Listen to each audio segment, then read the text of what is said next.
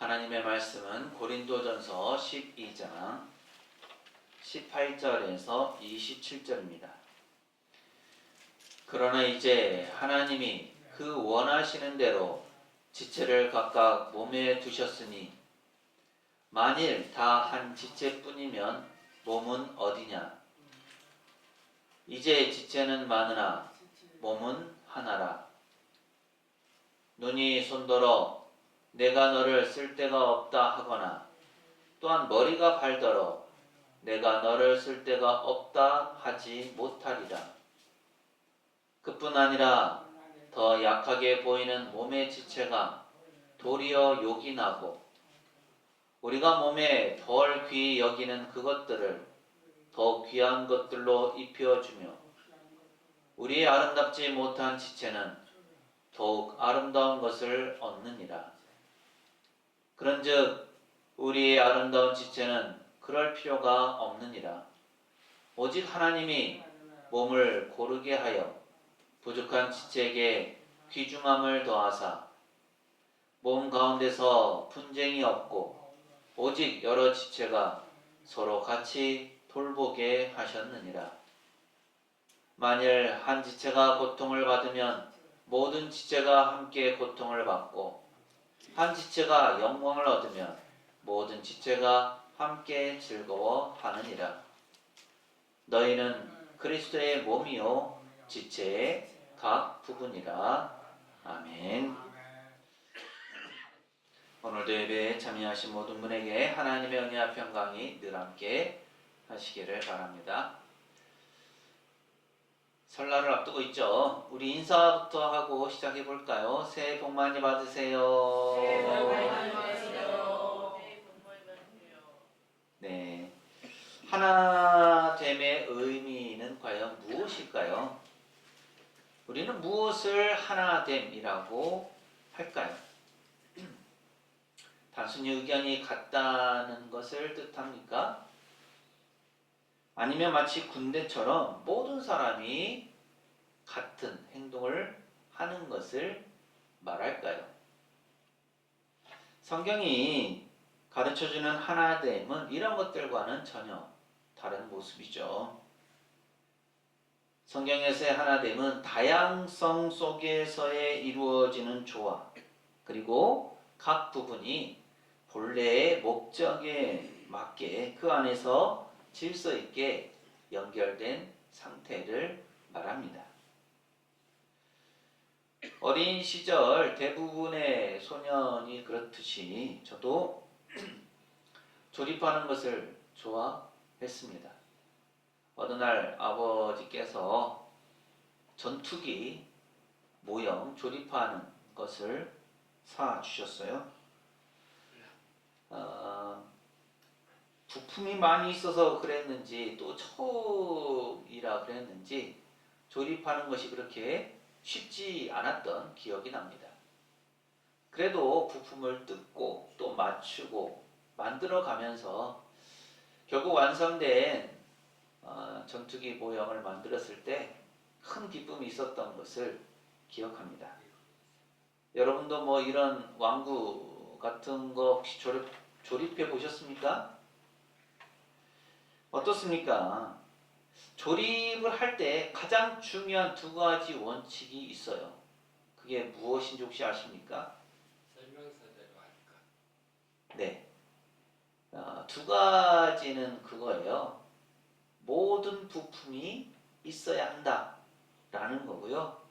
또 다른 하나는 순서대로 조립해야 한다는 겁니다. 설명서를 잘 보고 따라가야 되는 거죠. 처음에 이 조립 왕구들을 보면 왜 이렇게 많은 부품이 필요할까라는 생각이 들어요. 이거는 필요 없을 것 같은데 왜 있는 거지? 라는 생각도 갖게 됩니다. 그런데 조립을 해보면 그 모든 부품들이 다 필요하다라는 것을 알게 되죠. 아무리 작은 부품이라 할지라도 그 중에서 하나가 빠지게 되면 균형이 맞지 않거나 또 틈이 벌어지거나 해서 결국 제대로 된 왕구, 모형을 만들 수가 없게 됩니다. 또 순서도 중요하죠. 부품들이 다 있다고 해서 내 마음대로 내 뜻대로 눈에 보이는 대로 손에 잡히는 대로 만들어서는 안 됩니다. 순서가 잘못되게 되면 공들여서 했던 모든 그 과정들이 싸그리 무너지고 다시 새롭게 뜯고 만들어야 되는 상황에 처하게도 됩니다. 그래서 모든 부품이 빠짐없이 있어야 하고 그 부품들을 하나하나 순서대로 조립해 갔을 때 완성된 모형을 만들 수 있습니다. 우리 공동체도 이와 같죠. 하나님 나라의 거대한 설계도 안에서 우리 모두는 결코 생략될 수 없는 부품들과 같습니다. 필수적인 거죠. 그리고 우리의 자리, 우리가 부름받은 그 시간과 삶은 하나님의 철저한 계산과 섭리 속에 있습니다. 오늘 우리가 이렇게 모여 예배 드리는 것도 마찬가지입니다. 오래전에 방영된 드라마 시크릿 가든이라는 드라마가 있었는데요. 거기에서 주인공이 자신의 트레이닝복을 자랑하면서 이렇게 말했습니다. 이 옷은 당신들이 생각하는 그런 옷이 아니야. 이 옷은 이태리에 30년 된 장인이 한 땀 한 땀 정성을 들여서 만든, 공들여서 만든 수공의 작품이라고. 우리는 이 대사를 보면서 웃었지만 사실 이 문장은 우리 존재의 본질을 관통하는 비유이기도 합니다. 시편 139편 13절은 이렇게 고백해요. 함께 읽습니다. 시작.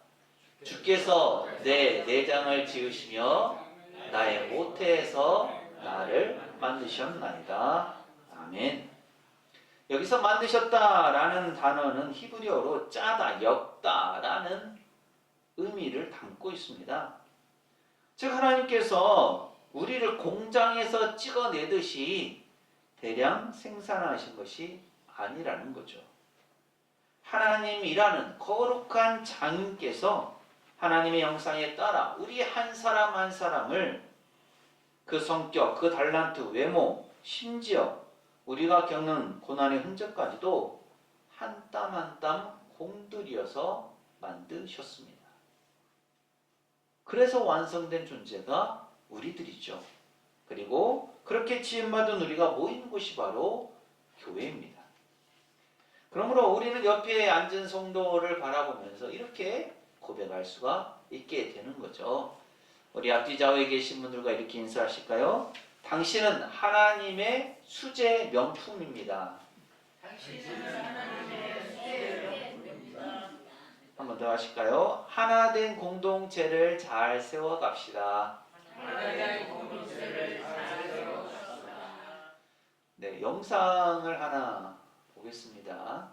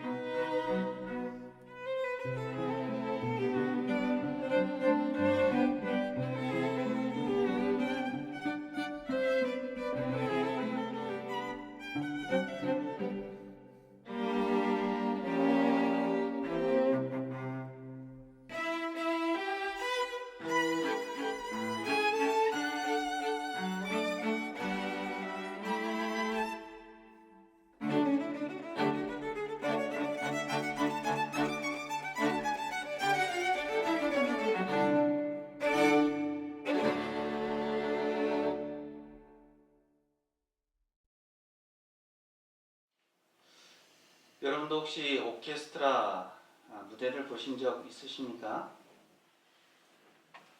영상에서 보신 것처럼 여기에는 수십 종류의 악기가 있습니다. 날카로운 소리를 내는 바이올린이 있고 묵직하게 심령을 울리는 첼로도 있고요. 또 귀를 찢는 듯한 트럼펫도 있고 어쩌다 한번 챙 하고 울리는 트라이앵글까지 있습니다. 그런데 이 모든 악기가 소리를 맞추어서 아름다운 연주를 하게 만드는 사람이 있죠. 그 사람이 바로 지휘자입니다. 오케스트라에서 악기의 성능이 중요하지만 가장 중요한 것은 지휘자의 손끝입니다. 지휘자는 전체 악보를 보고 있죠. 그래서 지금은 바이올린이 쉬어야 할 때인지 아니면 전력을 다해서 소리를 내야 할 때인지를 결정합니다. 또 훌륭한 연주자는 옆 사람과 경쟁하지 않습니다. 오직 지휘자에게 눈과 귀를 맞추죠. 손을 응시합니다. 지휘자가 작게 연주하라고 하면 아무리 솔로로 돋보이고 싶어도 숨을 죽여야 하죠. 그것이 전체 작품을 살리는 길이기 때문입니다. 우리의 인생과 공동체의 지휘자는 오직 하나님이시죠.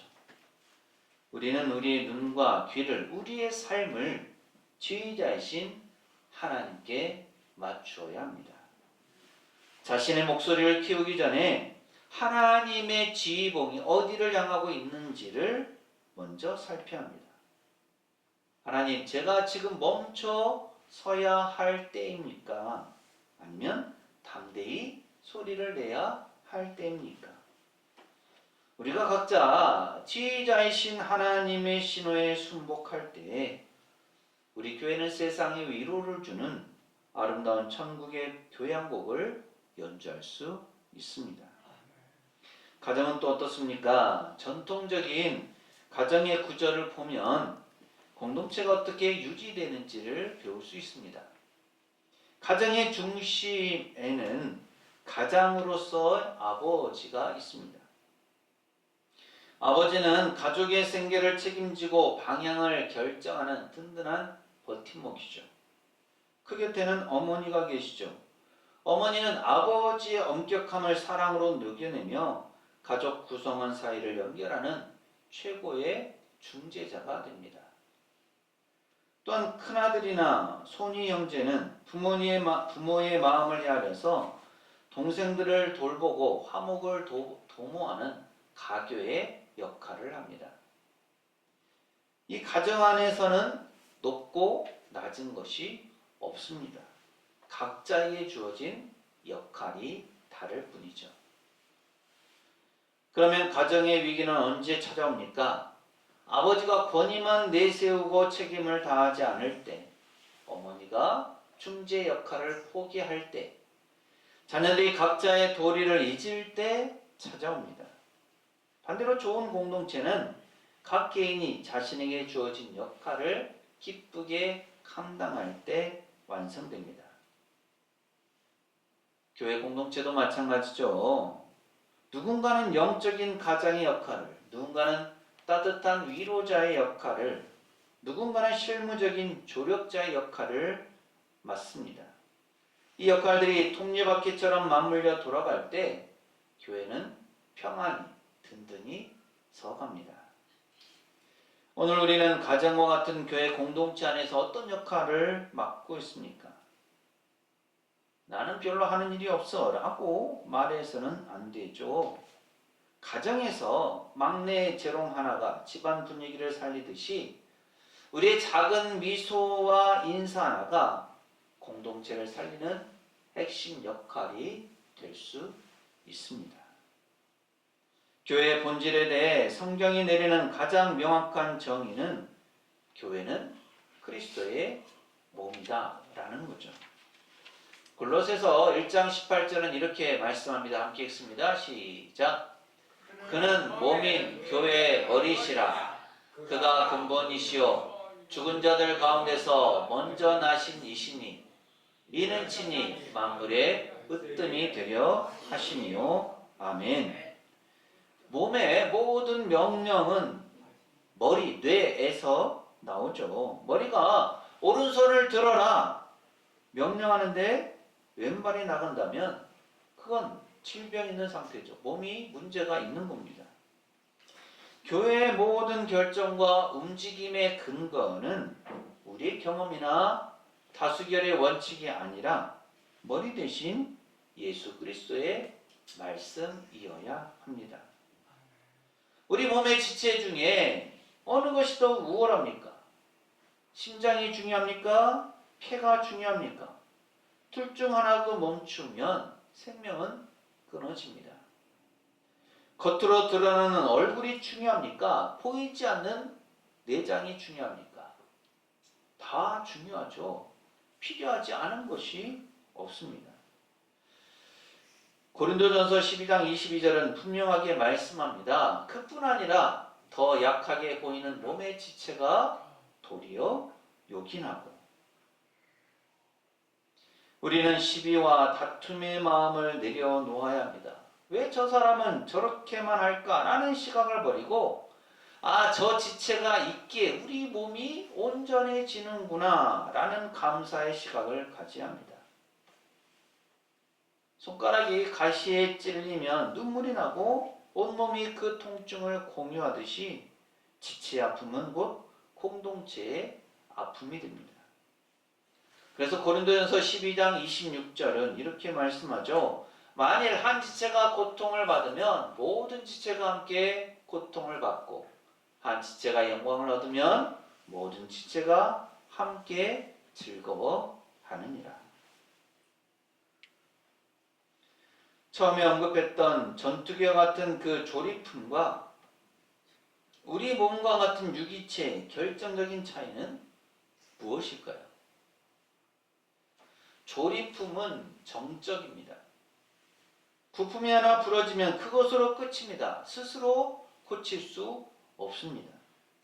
누군가 외부에서 새 부품으로 교체해 주기 전까지는 여전히 망가진 상태로 남습니다. 하지만 유기체는 동적이며 생명력이 있습니다. 유기체는 상처를 입어도 스스로 치유하는 능력이 있습니다. 손가락이 베이면 온몸은 그 상처를 치유하기 위해서 비상체제에 돌입합니다. 백혈구가 투입되어 세균과 싸우고 영양분이 집중되어 새 살을 돋게 합니다. 이것이 교회이죠. 교회는 완벽한 사람들이 모여서 실수 없이 조립된 기계가 아니라 부족한 사람들이 모여서 서로의 상처를 닦아주고 함께 회복해가는 생명 공동체입니다. 그렇기 때문에 서로 돌보고 서로에게 힘이 되어주는 것이 중요합니다. 지금 이탈리아의 밀라노 코르티 나담페초에서 동계올림픽이 진행되고 있습니다. 다 아시죠? 모르시나요? 이틀 전에 우리나라 선수 중에 깜짝 금메달이 나왔습니다. 아십니까? 보셨습니까? 우리가 잘 아는 동계 스포츠, 쇼트트랙이나 스케이트와 같은 빙상 종목이 아니라 스노우보드를 타는, 그러니까 눈 위 설상 종목에서 나온 첫 번째 금메달이었습니다. 그동안 비인기 종목이었고 그동안 별 관심도 없었는데 은메달이 나왔고요. 또 동메달이 나온 이후에 금메달까지 받게 된 것입니다. 이 금메달을 딴 선수가 최가훈이라는 고등학생인데요. 결선에서 3번의 기회가 있었어요. 그런데 1차 시도에서 그 타던 보드가 턱에 걸려 넘어지면서 큰 부상을 당했습니다. 그래서 포기하는 게 아닐까라고 생각을 했는데 2차 시기에 도전을 했어요. 2차 시기에서도 몸이 온전하지 않으니까 첫 번째 회전하다가 쓰러지고 말았습니다. 그래서 메달 가능성은 없어 보였죠. 그런데 3차 시도에서 완벽한 연기를 보여서 극적으로 금메달을 땄습니다. 그리고 이 선수의 우상이자 멘토이기도 하면서 또 그 시합에서는 같이 경쟁하기도 했던 전 금메달리스트인 미국의 클로이 김의 인터뷰가 있었습니다. 그 인터뷰 내용 중에 이런 말이 있었어요. 그러니까 최가운 선수가 어릴 때부터 인연을 맺게 되었는데 클로이 킴이라는 미국 선수가 인터뷰 내용 중에 자신의 부모님처럼 최가은의 부모님도 헌신적으로 최가은 선수를 돕는 모습을 봤다라고 얘기를 한 거예요. 한국 부모님들의 힘이 아닐까요?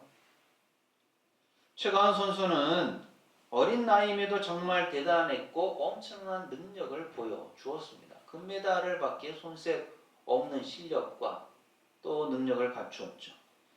하지만 이 선수가 금메달을 따기까지 얼마나 많은 도움이 있었는지 그 사실에 대해서는 부인할 수가 없습니다.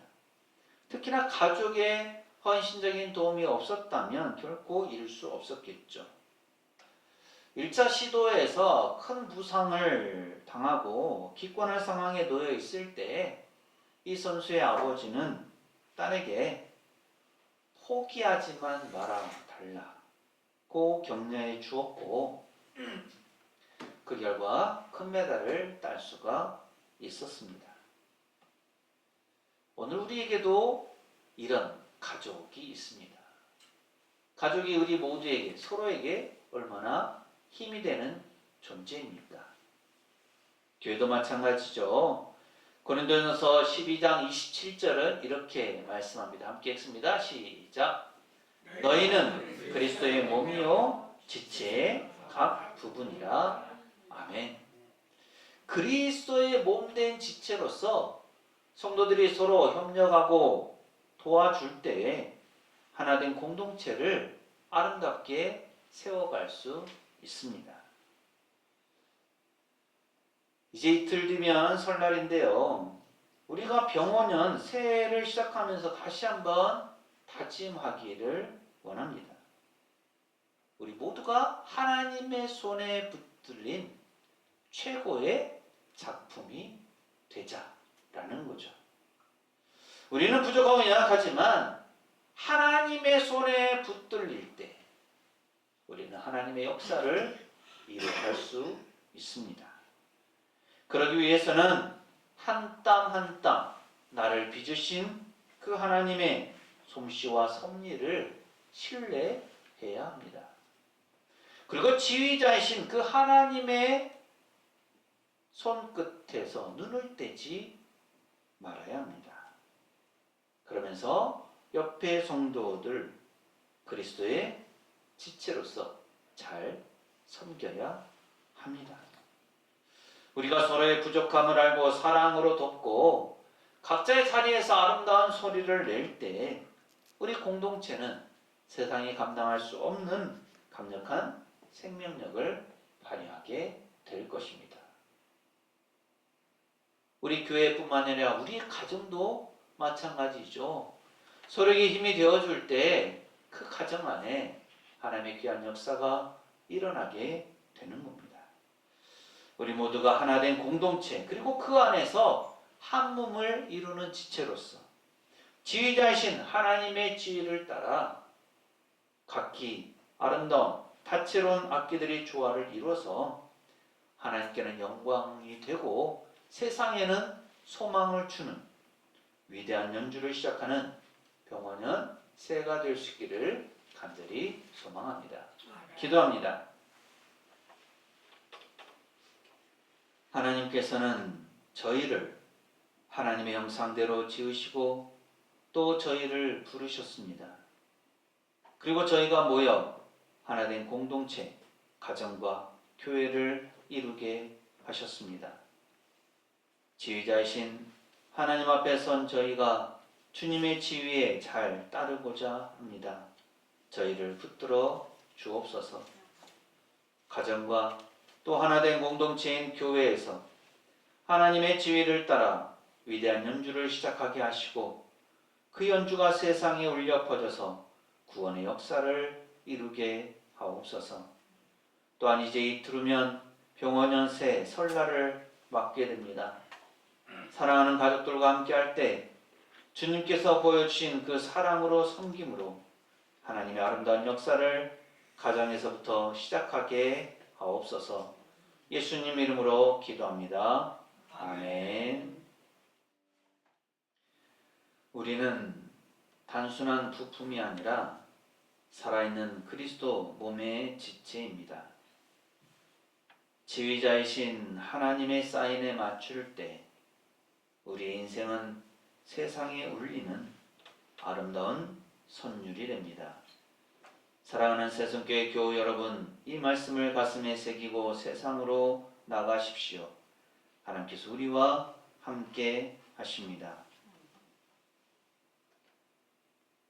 지금은 우리 주님 예수 그리스도의 은혜와 아버지 하나님의 무한하신 사랑하심과 보혜사 성령님의 충만 교통하심이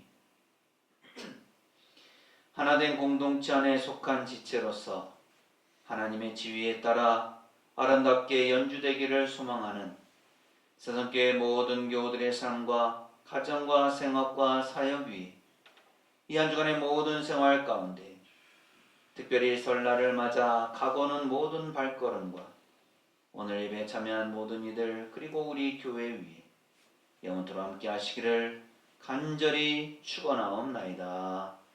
아멘.